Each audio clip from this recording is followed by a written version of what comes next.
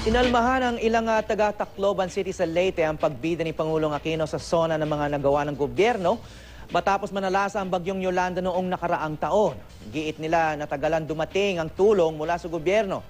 At kung may mga natatanggap naman daw sila, ito'y galing pa sa iba't ibang international at local NGOs. May news to go si Athena Imperial.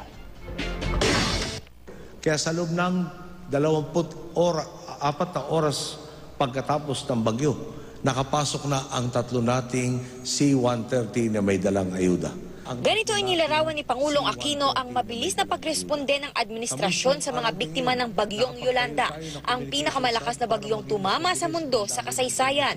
Ayon pa sa Pangulo, sa ikalawang araw dumating kaagad sa Leyte ang Rapid Health Assessment Team ng DOH. Dagdag na sundalo, pulis, BFP personnel mula sa iba't ibang probinsya.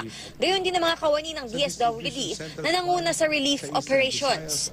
Pero ang ilang mga taga-Tacloban hindi matanggap ang sinabi ng Pangulo. Ibang-iba raw kasi ang kanilang naranasan sa kwento ni Pinoy sa kanyang SONA. Hindi ako sang-ayon sa sinabi ni Presidente, huwag magagalit sa akin ang President. In fact, ina-idol ko siya sa pagiging President niya. Pero sa ngayon, parang mabigat sa dibdib. Naghirap ang mga tao dito. Matagal dumating ang tulong. Ayon pa sa ilang residente, mga non-government organization o NGO ang kalimitang tumutulong sa kanila. Ang sentimientong ito ng mga taga-Tacloban, pinuna noon pa ng CNN anchor na si Anderson Cooper, isa sa mga journalist na nag-cover sa Tacloban. Sabi ni Cooper, walang organisadong recovery o relief operation sa Tacloban.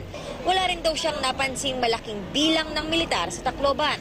At sa isang pagtitipon ng mga estudyante noong Marso sa Hope Christian High School sa Maynila, humingi siya ng paumanhin kaugnay sa sitwasyon sa Tacloban. Okay, I apologize if we could attack even faster. Getting all of the food, getting all of the water, getting it from where it was to bringing it there. We have to rely on the local government unit to provide the backbone. They will tell us who is in need, where, what is needed, and parang even just knowing who the people we will have to work with. That was not existent. Kahapon, aminado rin ng Pangulo, marami bang kailangang gawin bago tuluyang makabangon ng ating mga kababayan? Kaya nga po, ngayong Hulyo, isinumite na sa atin ang nilagdaan na rin natin at nilagdaan na rin natin ang LGU Rehabilitation and Recovery Plan para sa Cebu, Iloilo, Samar, Eastern Samar, Leyte at Tacloban City. Athena Imperial, GMA News.